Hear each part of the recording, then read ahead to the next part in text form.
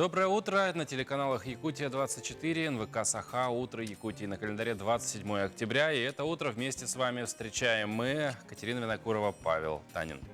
Сегодня в нашей программе мы вместе с нашими коллегами расскажем вам о необычной постановке, которая прошла на сцене Мирнинского театра. В рубрике, посвященной Году науки и технологий, расскажем о замечательном человеке Юрии Шафере, благодаря которому в Якутии появился Институт космографических исследований и аэрономии. Да, в нашей рубрике мой доктор поделится полезными советами. Также ждут нас интересные гости, новости и постоянные рубрики. Все это в ближайшие 57 минут. Не забывайте про наш WhatsApp номер, который вы видите на экране и который наверняка многие уже знают наизусть, как и мы.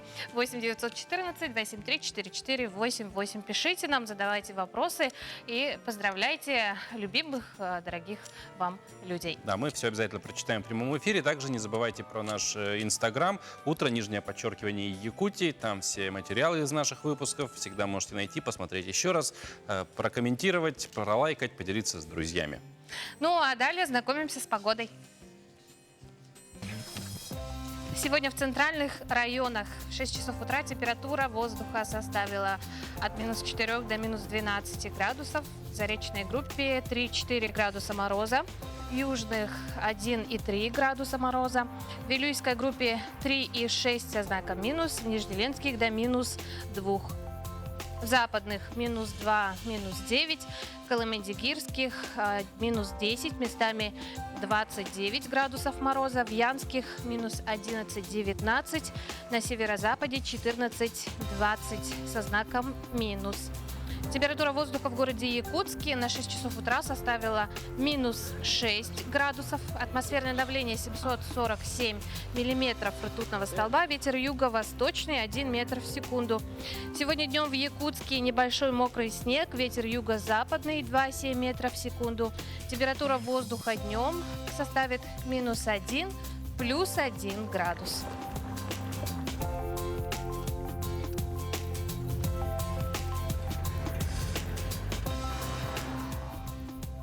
Что ж, радует, конечно, еще теплая погода в столице Якутии, но, тем не менее, мне кажется, некоторым она неудобства доставляет, потому что мокрый снег, плюсовая температура, все скользко. Вот на дорогах я третий день, видимо, сегодня буду наблюдать полный коллапс, особенно в некоторых частях города, потому что из-за такой погоды очень медленно движение происходит, создаются пробки.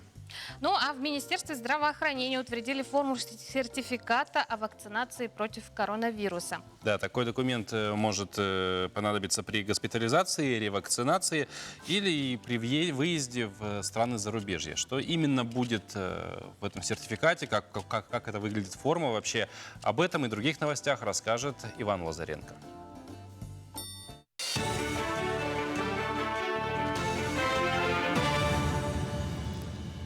Доброе утро, Якутия. Доброе утро, коллеги. В эфире новости. Минздрав утвердил форму сертификата о вакцинации против коронавируса. Согласно документу, сертификат будет содержать в себе основные данные о прошедшем вакцинацию гражданине, в том числе его фамилию, имя, отчество, дату рождения, пол, адрес места жительства и дату формирования документа. Кроме того, в сертификате предусмотрено место для QR-кода. В нем будет отмечено, когда, какой вакциной и где привился человек. Также в документ внесут сведения о ревакцинации, наличии медицинских противопоказаний и о ранее перенесенном заболевании. Сертификат формируется в электронном виде на русском и английском языках не позднее, чем через 3 календарных дня после прохождения иммунизации. При этом можно получить сертификат и на бумажном носителе.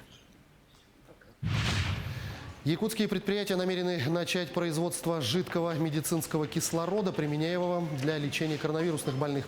Так, компания «Саха Агроплем» направила заявку на получение лицензии в Минпромторг России. Также предприятию необходимо пройти регистрацию в автоматизированной информационной системе Росздравнадзора. Кроме того, на сегодня в Якутии уже есть предприятия, которые производят кислород для других отраслей. Это компании «Кислород Якутии», «Витор» и «Лорб». Однако лицензия на изготовление именно жидкого медкислорода имеется только у нерюнгринского предприятия «Кислород Якутии». На данный момент медучреждения обеспечиваются кислородом поставками из Хабаровска. Более 100 дорожно-транспортных происшествий, порядка 1000 травм получили жители столицы в результате гололеда. Погодные аномалии, которые наблюдаются с начала октября в столице региона и ряде районов Якутии, преподнесли немало хлопот для якутян. Так, из-за гололеда число автоаварий выросло в разы, а в травматологические пункты обращаются граждане с различными травмами намного чаще. В основном, как сообщают дорожные полицейские, ДТП связаны с несоблюдением скоростного режима, несоблюдением дистанции и перехода на зимнюю резину. Между тем, врачи-травматологи отмечают увеличение количества обращающихся за помощью. В прошлом году из-за пандемии и ограничительных мер цифры были в разы ниже. Сейчас же люди не сидят дома, и статистика растет. На момент с 11 по 25 октября к нам обратилось 1281 человек первичных обращений, из которых именно связанных с гололедом у нас было 695 человек, 54%. Преимущественно это у нас травмы лучезапястных, голеностопных суставов, копчики, позвоночники. Очень много именно травм, связанных с суставами. Дополнительно к ним еще присоединяются травмы коленного, плечевого сустава вследствие падений, реже ребра. Хочу посоветовать гражданам на текущий момент обеспокоиться о антискользящих защитных мерах, избегать покатых поверхностей при посадке и высадке с автобусов и других способов транспорта, придерживаться поручней в обязательном порядке, ограничить потребление алкоголя в праздничные дни.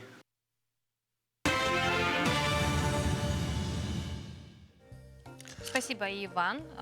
Уважаемые телезрители, будьте аккуратны на дорогах. Сегодня особенно ощутим гололед на улицах, дорогах и тротуарах. Да, ну, как мы об этом недавно сказали, что очень погода такая. Тем временем 27 октября на календаре сегодня, и в этот день, в 1873 году, Джозеф Глиден, американский фермер из штата Иллинойс, подал заявку на патент на колючую проволоку, придав ей тот вид, в котором она используется сегодня. Патент был выдан 24 ноября 1874 года.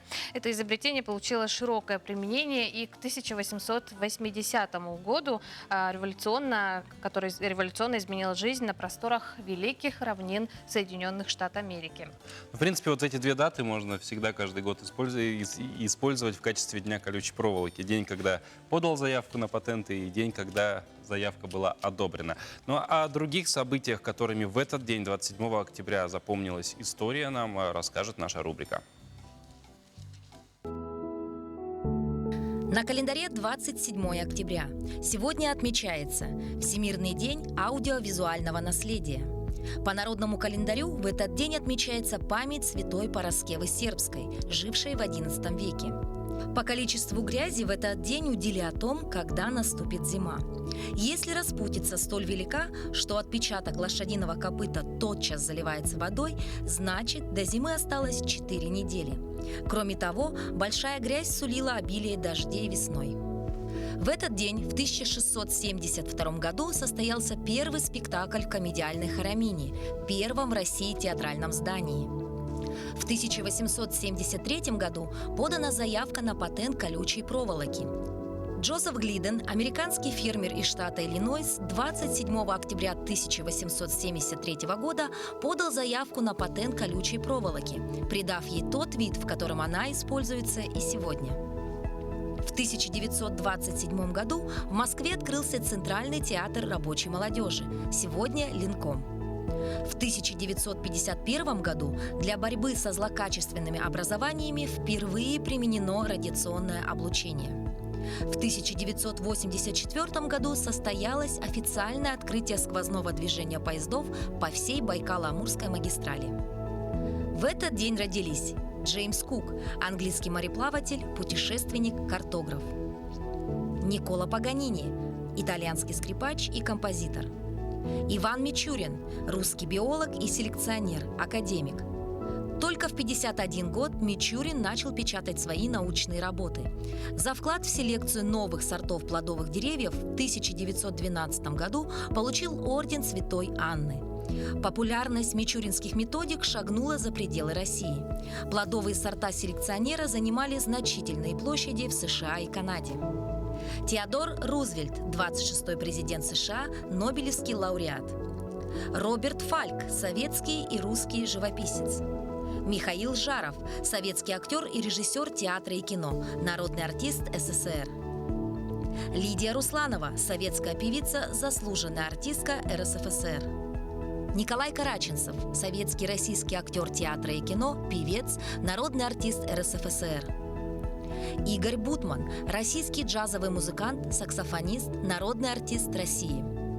Ванесса Мэй, британская скрипачка китайского происхождения, горнолыжница, певица.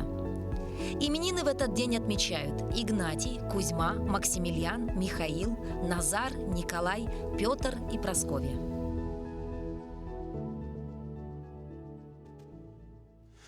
Накануне в Якутске стартовал 6-й международный фестиваль поэзии «Благодать большого снега». Мероприятие проводится в рамках плана культурных мероприятий, посвященных столетию Я СССР. Часть фестиваля проходит онлайн, но несмотря на это в нашу столицу прибыли замечательные гости, и одни из них сегодня в нашей студии. Рада представить вам Наталью Ахпашеву, поэта, переводчика, кандидата филологических наук, члена Союза писателей России, а также Вадима Терехина, поэта, Сопредседателя Союза писателей России, председателя Калужского отделения Союза писателей России. Доброе утро. Доброе утро. Доброе утро. Ну, первый вопрос всегда, как в Якутии вам? Вы знаете, тепло. Я должен поблагодарить вас, во-первых, за теплое гостеприимство. Во-вторых, нас приехало 12 человек. 12 человек не только из нашей страны, но и из Казахстана, из Азербайджана. И вы знаете, ковид показал, насколько мы беззащитны и насколько ценна радость человеческого общения.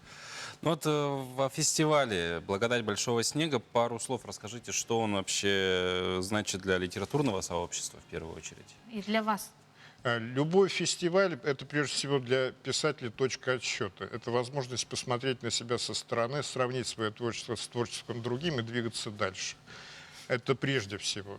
Во-вторых, любой фестиваль создает такую тонкую среду творческую, дает почву для своего собственного роста и для встречи с читателями. Да, самое дорогое — возможность общения, возможность встреча с друзьями, которых знал давно, да, и снова встретился Николай Луганов, да, Борис Лукин из Москвы. Вот я их видела давным-давно, много лет назад, и вот сейчас снова встретились. Ну, то есть, в принципе, да, творческие фестивали, они всегда, как бы, и такой, мне кажется, ну, не только литературные, не только поэтические, музыкальные в том числе. Возможность встречи со старыми друзьями, наверное, это, самое Это главное теплые. для участников. Он прежде всего, любой фестиваль решает творческие вопросы. То есть, само по себе встреча, это, конечно, хорошо.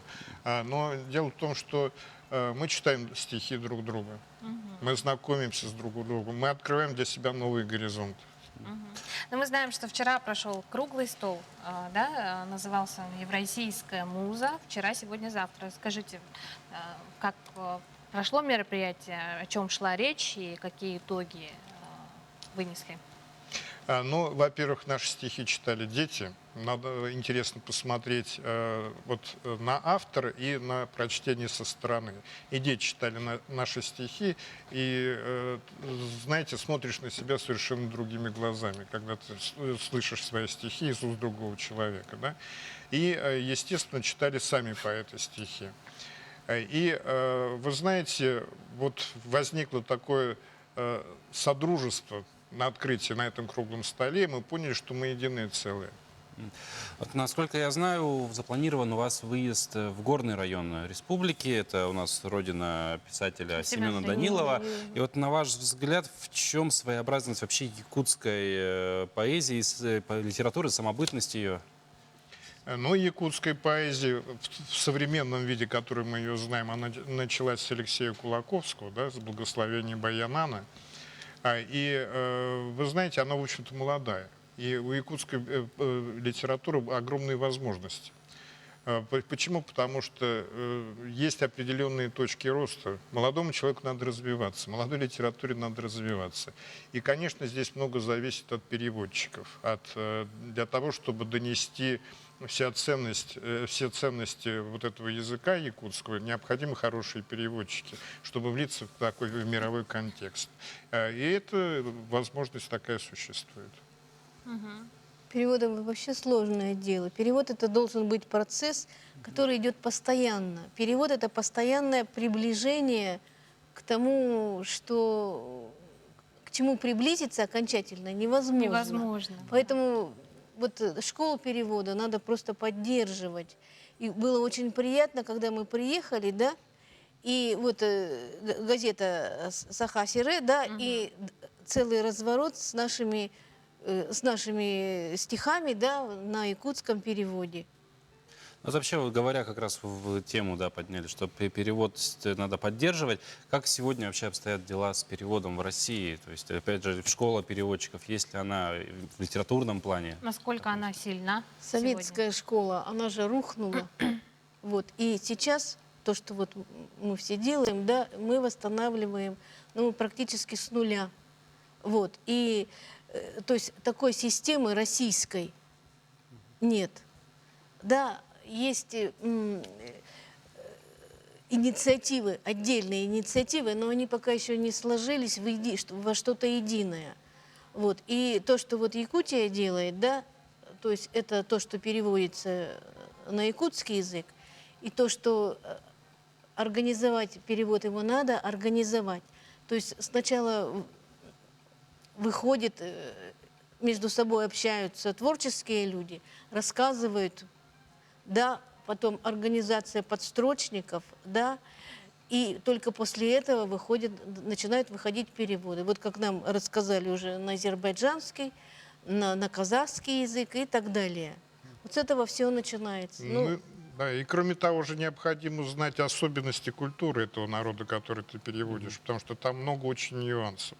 Если ты в эту среду не погрузишься, то, наверное, хороший перевод сделать невозможно. Вот тоже как раз хотел немножко отметить, да, что перевод, когда идет, это всегда нужно не только, это не слово перевести, это нужно... Это фоновое знание называется Да. в переводоведении. А насколько вы знакомы с культурой нашего народа? Ну, я, во-первых, знаком с современной литературой, благо литературу все время двигают подвижники, развивают ее подвижники. У вас такие подвижники есть. Прежде всего, это Наталья Харлампьев, председатель Союза писателей Якутии, это Николай Лугинов, это мои старые-старые друзья.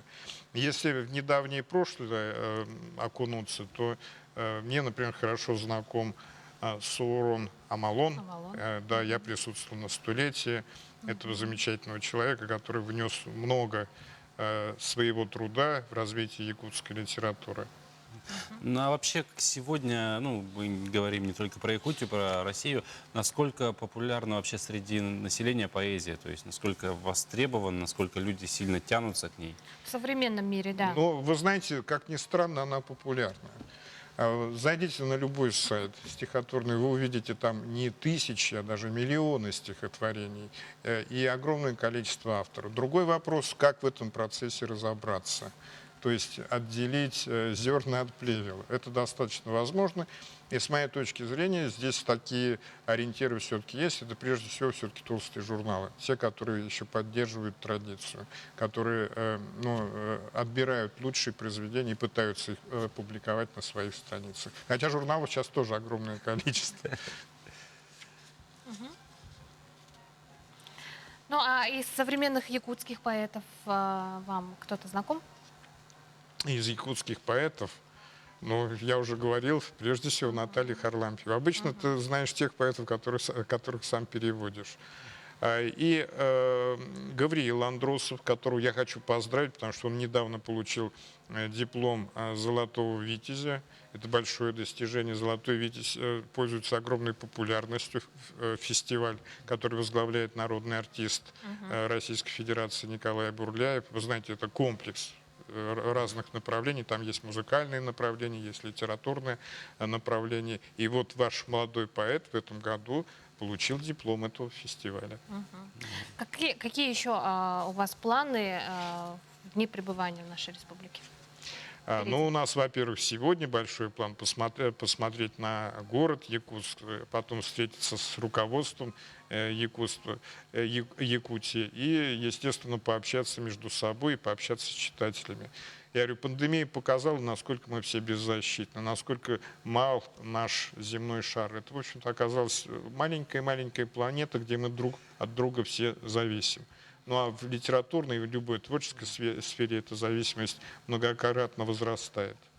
Ну, в завершении нашей беседы, как мы уже вначале представили, оба вы являетесь поэтами, можно буквально по паре строчек из ваших произведений? Не можем вас без этого отпустить. Да. Конечно, я даме уступаю место. Ой, я даже растерялась. Одна из ваших любимых. Хорошо, тогда беру огонь на себя. Слово и музыка. Слышишь, заводит сверчок, песню на лире запечной. Как бы мир не был жесток, слово и музыка вечно. Мы рождены, чтоб пропасть. Канет во мгле бесконечной слава, богатство и власть. Слово и музыка вечно. Как же нам жить на земле?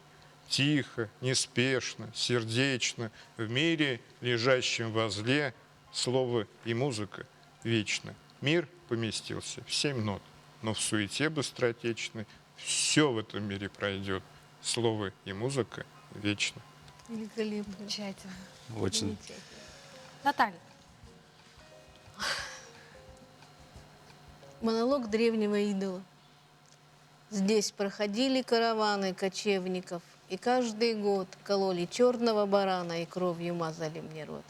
В подножью раки и хлеба и освещая темный ров, лизали языками неба десятки жертвенных костров. И уходили караваны, и ветер разносил золу, и череп черного барана в густую вглядывался в мглу. А ты бросаешь горсть монеток, автомобиль в пыли стоит дорожной.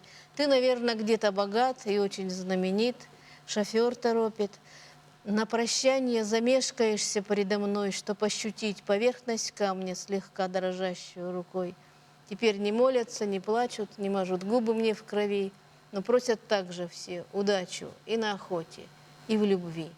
Удачи всем на охоте и в любви, или, как сейчас говорят, в личной жизни и в бизнесе. Ну что ж, браво. Браво, спасибо, уважаемые гости. Благодарим вас. Спасибо за то, вам. что проснулись Спасибо. этим утром, пришли к нам. в Всем студию. хорошего дня. И вам хорошего. Я думаю, такими стихами в любом случае с такой посыл, не знаю, я уже зарядился бодростью на весь день. Еще раз спасибо. А мы продолжаем, и как раз-таки продолжаем тоже тему культуры. Стендап о жизни в мирном или, например, стихи. Маяковского, да, в в рэп-исполнении. рэп-исполнении песни Стинга в акустике. Актеры Мирнинского театра устроили для жителей алмазной столицы культурную пятницу и субботу. Да, на сцене представили постановку непривычного формата и назвали ее «Многоквартирник». Гостями в зале побывали и наши коллеги. Артисты массовых сцен, помогайте. Давайте отрабатываем. Тихонечко, полная тишина на площадке. Музыканты готовы. Идем на этом кадре. И музыка. Начали!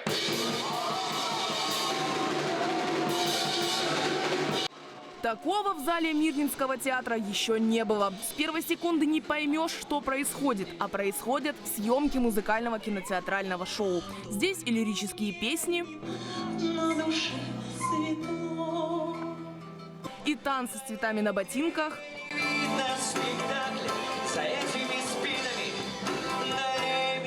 и известные почти каждому россиянину сцены из кино. Любите ли вы этого человека? О, да какой человек!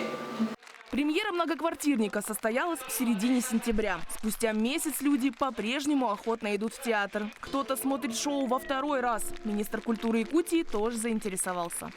Это очень, во-первых, весело, это очень интересно и очень подвижно движение.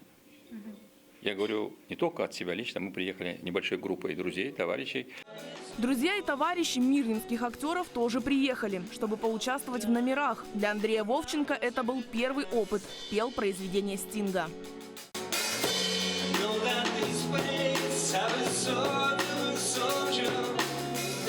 I know that big love's об этой песне я узнал из фильма Люка Бессона «Леон», как, наверное, и многие жители нашей страны. С тех пор мне эта песня полюбилась, собственно, сегодня я выбрал ее. Многоквартирникам шоу назвали не случайно. В зале, как и дома, люди приятно проводят время, общаются и веселятся. Но только зал намного больше квартиры, поэтому и много. Количество гостей, пожалуй, и стало главным отличием от тех ранних квартирников. Традиция собираться вместе зародилась в СССР. Родственники, друзья, соседи пели свои и чужие песни. Импровизировали на так называемых джемах, общались. Квартирники давали и звезды русского рока: Егор Летов, Борис Гребенщиков, Виктор Цой, Юрий Шевчук. Помню, как мы в возрасте примерно 15 лет с девочками поставили стулья, включили музыку, взяли какие-то стаканы в руки и пели, представляя себя продюсерами и певицами. Ну, такая душевная обстановка. Друг друга узнаем с разных ракурсов. С разных ракурсов на многоквартирники в Мирном смотрели и на зрителей. Девушка с первого ряда, оказавшись на сцене, пережила судьбу вампира, Джульетты и Дездемоны. А лица других зрителей в шутку меняли эффектами из Инстаграма. Еще пару лет назад люди могли спокойно собираться компанией в квартире. Сейчас, когда все еще свирепствует коронавирус, массовые встречи вместе проводить не стоит. Но Мирнинский театр показал, использование масок и QR-кодов дают зрителю возможность. Он все еще может посещать спектакли и наслаждаться искусством. Кристина Каширина, Карина Лопатина, Александр Еремин, телеканал «Алмазный край». Мы продолжаем наш эфир. Ювелир Иван Шевченко из украинского города Ровно последние 2 года посвящает свою жизнь созданию на 3D-принтере миниатюрных копий автомобилей. 2 года назад ювелиру в руки попал материал ПВХ-пластик, с которым работают моделисты. И Иван решил попробовать. Первой собранной моделью в коллекции ювелира стал «Москвич-2140», воспоминания о котором остались у Ивана с детства, ведь на такой машине ездил его дедушка. Для моделиста важна точность соответствия моделей своим полноразмерным прототипам, будь то интерьер салона или цвет кузова. Средняя стоимость материалов составляет для одного изделия от 6,5 до 7 тысяч гривен. В российских рублях это 17-20 тысяч рублей. В настоящее время в коллекции Шевченко 5 копий, в том числе ГАЗ-24 «Волга» и DeLorean DMC-12 из фильма «Назад в будущее». Все машины радиоуправляемые, благодаря чему модели не просто стоят на полке, но способны перемещаться по улицам города.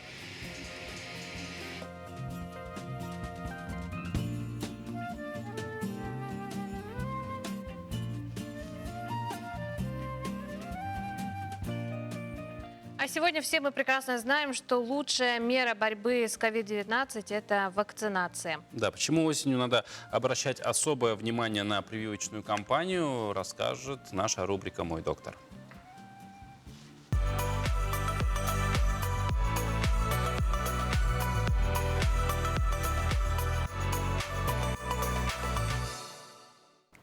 Доброе утро!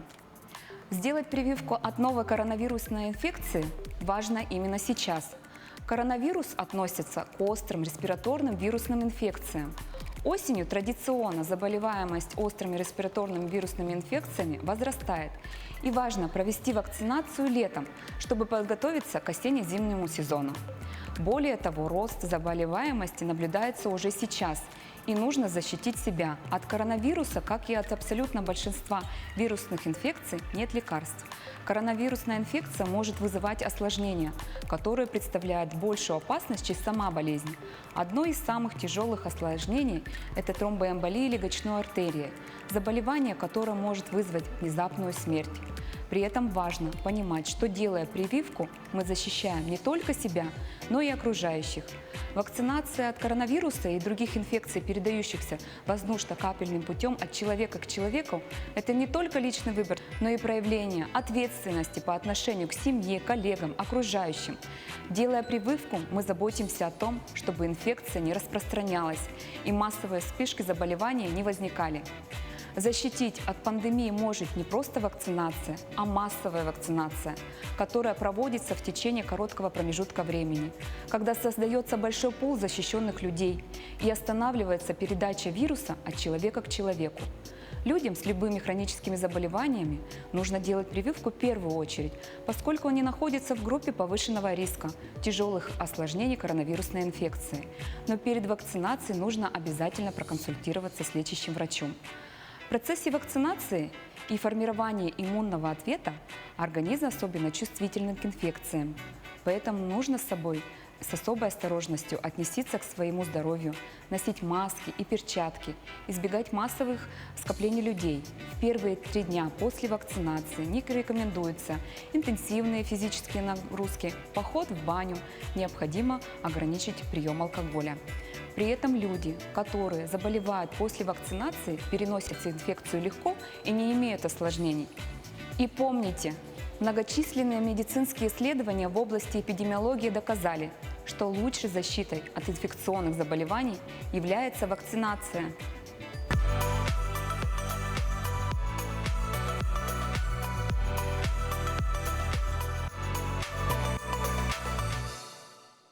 Да, близкие переболели, то что и дышать тяжело, и в больницу попадали, и очень тяжело переносится.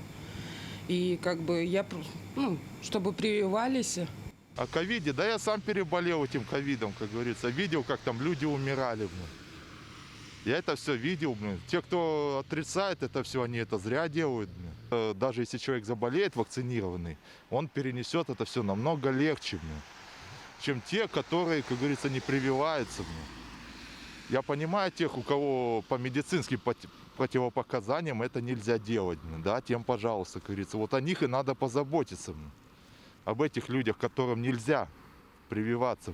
Ну, болели у меня, тоже знакомые болели. Очень тяжело. Тяжело. Осложнения такие ужасные после лечения. Стандрайдер Дарья Харченко из Санкт-Петербурга виртуозно выполняет трюки на мотоцикле. На своем YouTube-канале девушка под названием Stunt Girl, девушка рассказывает о своем увлечении таким экстремальным видом спорта. Идея покорить железного коня пришла Дарье во время учебы в университете. По словам девушки, она часто обращала внимание на припаркованные возле здания мотоциклы. И это в какой-то степени повлияло на ее решение заняться экстремальным спортом. Свой первый мотоцикл Дарья приобрела в 2014 году. Как рассказала девушка, сначала ее занятия проходили примерно раз в месяц. Райдер стала тренироваться чаще и пыталась освоить езду на заднем колесе. В 2016 году Дарья смогла выполнить свой первый трюк. Стандрайдер продолжила обучение и постепенно осваивала новые трюки, например, круги на заднем колесе и коленочку. Сейчас Дарья мастерски выполняет разнообразные элементы езды, а стандайринг, по словам девушки, является для нее хобби и работой. Не пытайтесь это повторить, трюки выполнены профессионалами.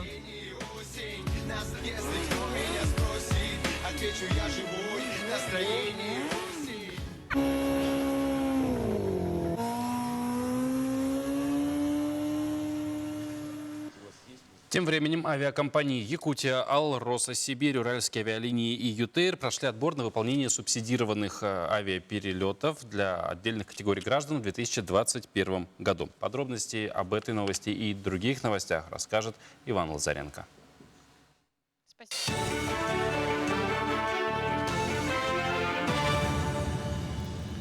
Доброе утро, Якутия. Приветствую, коллеги. Вашему вниманию выпуск новостей. 5 авиакомпаний прошли отбор на выполнение субсидированных рейсов для льготников из республики в этом году. Из аэропортов Якутска, Мирного, Удачного и Нерюнгри якутян будут перевозить как региональные авиакомпании, так и перевозчики-нерезиденты. Так, в список вошли авиакомпании «Якутия», «Алроса», «Сибирь», «Уральские авиалинии» и компания «ЮТЭЙР». Напомним, к льготной категории граждан относятся жители до 23 лет, женщины старше 55 и мужчины старше 60, инвалиды первой группы любого возраста и их сопровождающий, ребенок-инвалид с сопровождающим, инвалид с детства второй или третьей группы, а также многодетные семьи. Нерабочие дни в Якутии продлятся с 30 октября по 7 ноября с сохранением зарплаты в соответствии с указом президента Владимира Путина. Дополнительные выходные вводить на территории республики не будут. Соответствующий документ подписал глава региона Айсен Николаев. Жители уже отмечают, что ограничения отражают как интересы людей, так и бизнеса.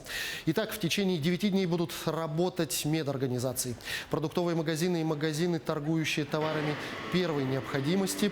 Предприятия общепита с 6 до 22 часов. Посетителей будут пускать только при наличии QR-кода вакцинации, справки о медотводе или перенесенном заболевании не более 6 месяцев назад. По той же схеме можно попасть в театры, кинотеатры и музеи. Также деятельность продолжают гостиницы и хостелы, промышленные предприятия, организации непрерывного и жизнеобеспечивающего производства. Работа остальных приостанавливается на определенный указом срок. Для детских садов, школ, организаций дополнительного образования и спортивной подготовки объявляется каникулярное время с 30 по 7 ноября включительно. В детских садах будут работать дежурные группы. В соответствии с указом вводятся новые ограничительные мероприятия. Граждане в возрасте старше 60 лет, не прошедшие полный курс иммунизации против новой коронавирусной инфекции, обязаны соблюдать режим самоизоляции по месту проживания. Работодателям рекомендуется перевести на дистанционный формат граждан старше 60 лет и лиц, имеющих хронические заболевания, на 4 недели для иммунизации. С 8 ноября 2021 года предприятия общественного питания будут работать с 6 утра до 23 часов. С 8 ноября 2021 года вводятся требования о допуске в торговые центры по QR-коду вакцинированного или переболевшего. Коневодческим хозяйствам Якутии рекомендовали организовать выборочную дополнительную подкормку лошадей из-за обледенения пастбищ, вызванного температурами выше нормы в октябре на 3 градуса.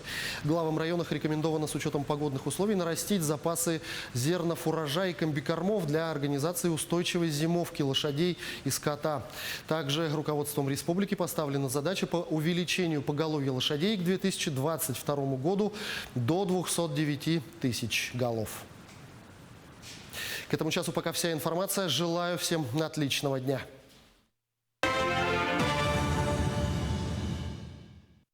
Спасибо Ивану. Мы продолжаем наш эфир. Сегодня отмечается Международный день аудиовизуального наследия. Люди, работающие в центрах аудиовизуального наследия, в прямом смысле хранители памяти. Да, это архивные съемки, это, опять же, аудиозаписи, фотографии, пластинки, бобины и кассеты. То есть носители информации, про которые, возможно, уже кто-то и забыл, что они существовали, а кто-то их даже никогда уже и не видел. Сегодня в нашей студии главный эксперт-археограф Национального центра аудиовизуального наследия нашей республики Любовь Аполлоновна Лобанова. Любовь Аполлоновна, доброе утро, с праздником! Спасибо. Я тоже поздравляю вас, дорогие ведущие, операторов, редакторов, режиссеров, словом, всех тех, кто причастен к созданию аудиовизуального наследия. И, конечно же, я поздравляю в первую очередь своих коллег, с которыми мы работаем уже на протяжении долгих лет. В этом году в апреле нам исполнилось 25 лет. Ну, это юбилей, это юбилейный год, значит. Любовь Аполлоновна, такой вопрос, да? Немного расскажите о центре, вот что он из себя представляет, то есть для вот простого обывателя, кто-то, может быть, не знал о существовании такого центра вообще, что это из себя представляет в комплексе таком? Ну, почти 20 лет мы назывались Коскино хранилище. И в этой ипостаси нас знали все практически. И, допустим, словосочетание кинолетопись Якутии тоже знали все. Потому что мы тоже почти 20 лет уже проводим такой конкурс. Ну, я могу потом о нем попозже рассказать. А в целом, чем мы занимаемся? Это, прежде всего, поиск, сбор и систематизация всех кинодокументов, аудиовизуальных документов, видеодокументов, которые рассказывают о нашей республике. Только о нашей республике. Но если мы будем говорить о том, что Якутия – это часть мирового пространства, я думаю, что это, конечно, интересно не только нам, не только якутянам и не только россиянам. Но вы сказали, 25 лет отметили в апреле этого года, да? центр. Вот каким он был в начале и какой он сегодня? Ой, ну, конечно, история у нас довольно богатая, потому что в конце 90-х годов, ну, была перестройка, был развал всего и вся. И вот тогда вот все-таки задумались о том, что то, что производится в республике, нужно хранить. Нужно каким-то образом профессионально хранить. Потому что уже была якутская студия телевидения, уже снимались первые фильмы, не только документальные, но и игровые. И поэтому все-таки возник вопрос о том, что все это нужно систематизировать и сохранять для будущего. Вот. И за вот эти 25 лет нами накоплено уже больше, ну, можно сказать так, даже около 40 тысяч всевозможных фильмов, сюжетов, телепередач тоже в том же числе. Поэтому вот, скажем так, работа у нас кипит. И причем мы занимаемся не только этим, у нас есть дополнительные, очень много у нас есть различных функций. Допустим, у нас существует музей кино, который, ну, конечно, сейчас пандемия у нас не работает, это понятно. Мы в последние годы занялись уже и сами кинопроизводством, то есть производством документальных фильмов. Поскольку, знаете, вот сидеть на таком богатстве и не использовать его, ну, это, по-моему, просто грех. Кощунство, можно было бы даже сказать. Вообще, вот мы сказали, да, что ну, очень много, скажем, как правильно назвать, материала, да, очень много материалов, они все сейчас хранятся вот на первоисточниках, то есть бобины, кассеты, или же оцифровывается все сегодня? Ну, знаете, вот носители не все у нас практически есть. Но самый долговечный, да, все-таки мы специалисты считаем, это кинопленка. Кинопленка, которая уже второй век проходит испытаний временем. А как будут храниться цифровые носители, мы пока не знаем. Но естественно, что мы сейчас работаем на цифровых носителях. Вот, предположим, поступает нам какая-то кинопленка, да? Кстати, ее довольно много поступает. Конечно же, первым делом она оцифровывается, переносится на другие носители. Это обязательно создаются страховые копии, резервные копии. Ну, естественно, что мы храним и сам оригинал. То есть все носители, начиная вот от кинопленки и заканчивая самыми современными, они у нас все хранятся. А можете рассказать, ну, какой-нибудь пример привести какого-нибудь очень редкого, такого очень самого ценного да, именно материала в центре? Ну, мы, по-моему, всегда об этом рассказываем, о нашей гордости, о нашем вот таком самом большом сокровище. Это материалы 20-х годов, когда Якутия, скажем так, уже, вернее, не сама даже Якутия, а лица, представлявшие Якутию, попадали в кадры. Это 24-й год, 1924 год. Вот, допустим, у людей советского поколения это связано, конечно, дата с чем? Со смертью великого вождя Владимира Ильича Ленина. И вот Максим Кирович Амосов в этой, не знаю, многотысячной толпе попадает в кадры вместе с якутской делегацией, которая тогда была в Москве. Вот можете представить? Они просто идут в колонне, возлагая венки к, скажем так, ну, гробу Владимира Ильича. Это уникальнейшие кадры. Есть кадры 25-го года, когда праздновалось 200-летие Российской академии наук. Это уже советское время, но, тем не менее, Российская академия наук уже 200 лет тогда существовала. И есть кадры 26-го года, когда состоялся первый съезд тюркологов. Это было в Баку.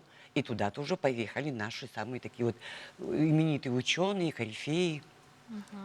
Любовь Аполлоновна, мы сейчас прервемся вот буквально на очень интересную у нас беседу. Мы ее продолжим. Сейчас на небольшую паузу уйдем, прервемся и продолжим говорить. Напомним, что сегодня отмечается Международный день аудиовизуального наследия. И у нас в гостях Любовь Аполлоновна Лобанова, главный эксперт-археограф Национального центра аудиовизуального наследия народов Республики Саха-Якутия. Доброе утро. До перерыва мы говорили о том, что сегодня отмечается Международный день аудиовизуального наследия. Сегодня в нашей студии главный эксперт-археограф центра Наталья Аполлоновна Лобанова. Любовь Аполлоновна Лобанова, прошу прощения. Национального центра аудиовизуального наследия народов Республики Саха-Якутия имени Жараева, если быть точным до конца.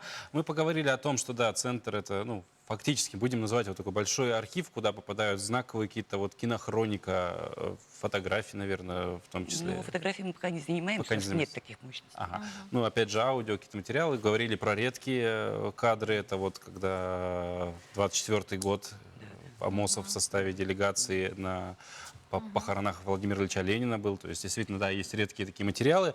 Ну, и за кадром пока поговорили, попадают ли, может быть, наши эфиры в вашу коллекцию, скажем так. Ну да, с самого основания якутского телевидения с 1963 года такие материалы у нас есть.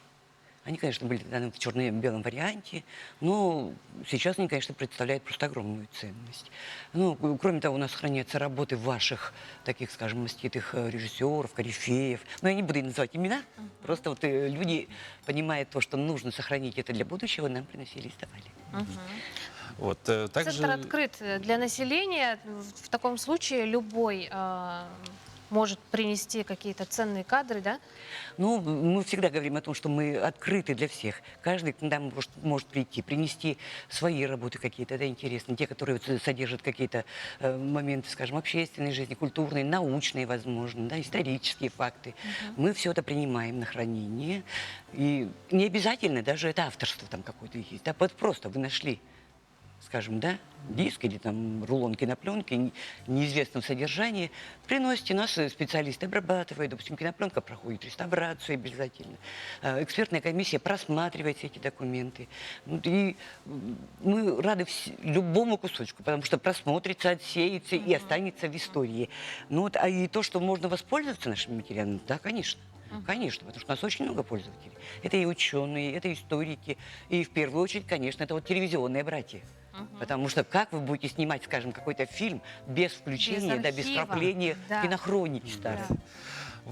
Вот, такой вопрос. Упомянули вы конкурс «Летопись Да, кинолетопись Якутии. Да, кинолетопись Якутии. Можете о нем рассказать как-то, ну, вот, в чем, кто в нем участвует? Ну, получается так, что вот я вам назвала цифру, да, около 40 тысяч единиц хранения. То есть в год, ну, примерно 1500-2000 тысячи материалов поступает к нам на хранение, это все просматривается. И вот и по итогам каждого года из этих вот, скажем, там 1500 отбираются, ну, скажем, несколько десятков работ, которые вызвали наибольший интерес, то есть обладают какой-то ценностью. И потом, после из этих работ, вычленяются еще, в общем, проходит такое, знаете, сито такое хорошее, да, работа экспертов, жюри компетентного. И остается где-то, скажем, порядка, ну, 10-15 работ по разным номинациям. Это может быть и здравоохранение, и образование, и промышленность. Вот эти лучшие работы у нас по итогам года награждаются. Они могут быть любого года совершенно производства. И одна из работ становится самой лучшей. Вот. В этом году мы планируем таки провести очередной наш конкурс, 17-й уже по счету. Но, видимо, он пройдет в режиме онлайн. Сейчас понимаете, да. Потому что в прошлом году мы вообще его пропустили. Конечно, и накопилось преизрядно материал, но... Ну, зато будет такой насыщенный, наверное, конкурс в этом году. Раз год пропустили, год за два, это всегда насыщенно. Любовь Полоновна, спасибо большое, что пришли в студию. Еще раз поздравляем с праздником. Ваших коллег всех поздравляем с праздником. Спасибо за вашу бесценную работу. Действительно, хранить память, хранить И вам в буквальном спасибо, смысле. потому что вы тоже являетесь создателями аудиовизуального наследия. Спасибо, будем работать. Да, и желаем вам много-много интересной кинохроники. Пускай вот будет так это звучать. Спасибо.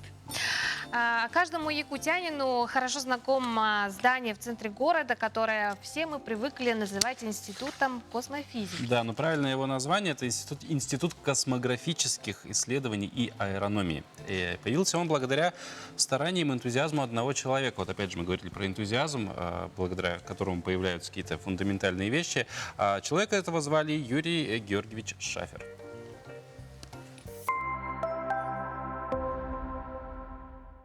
Доброе утро. Сегодня мы поговорим о Юрии Георгиевиче Шафере, человеке, который создал Институт космофизических исследований и аэрономии и внес большой вклад в физико-математические науки. Юрий Георгиевич Шафер родился в 1909 году в Иркутске, но большую часть своей жизни он провел именно в Якутске. Выпускник физического отделения Томского государственного университета, окончил его в 1932 году. И с этого же времени стал лаборантом, научным сотрудником Сибирского физико-технического института. Одновременно в 1933-1934 годах был заведующим физическим отделением Томского государственного университета. С 1935-го старший преподаватель заведующий кафедрой физики Якутского педагогического института. В 1941 году добровольцем ушел на фронт, где он работал политработником в 16-й воздушной и 8-й гвардейской армиях в звании гвардии майора. В 1945-1946 годах служил в Германии в составе группы советских войск. В 1947-1952 годах заведующий станцией номер 1 Якутской научно-исследовательской базы Академии наук СССР.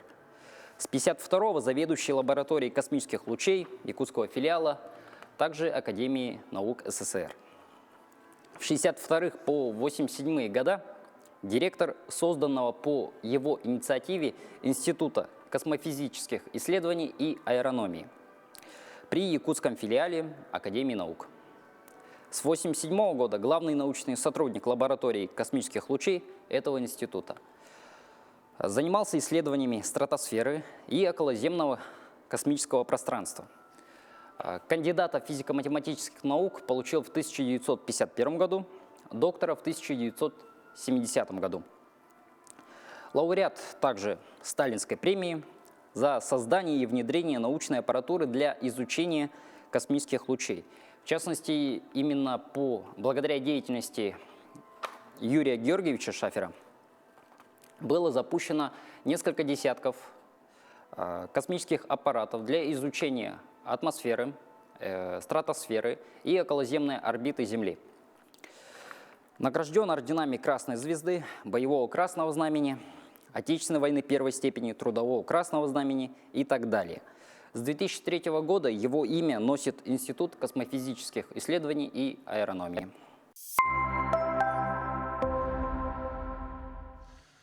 Ну, вот говоря, кстати, про науку, технологии и так далее, все-таки наука — это понятие очень растяжимое, во всех сферах используется, в том числе и в медицине, в частности, конкретно случаем о том сейчас поговорим, это репродуктивная технология. Ну, да.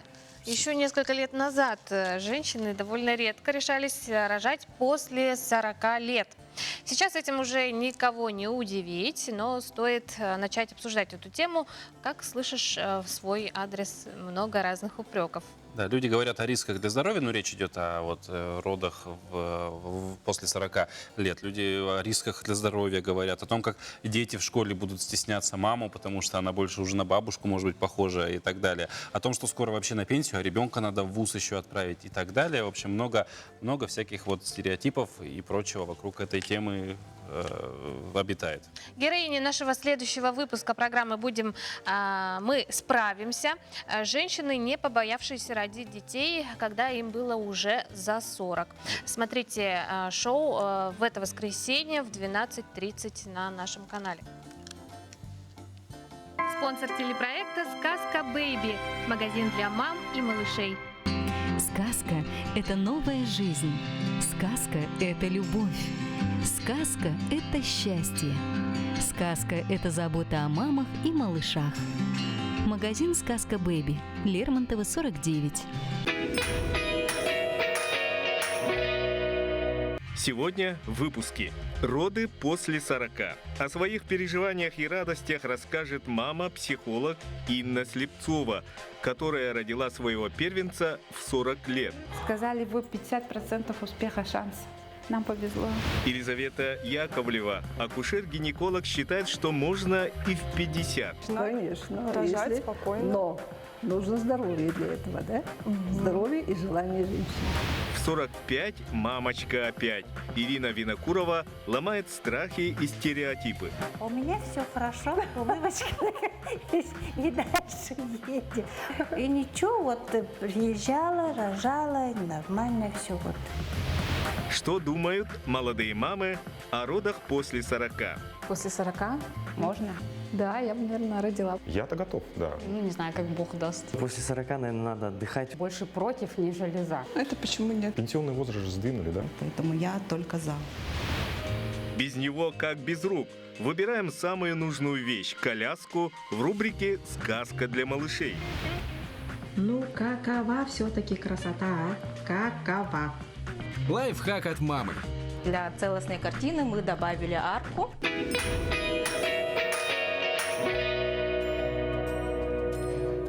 наша программа подходит к концу. Желаем вам отличного дня.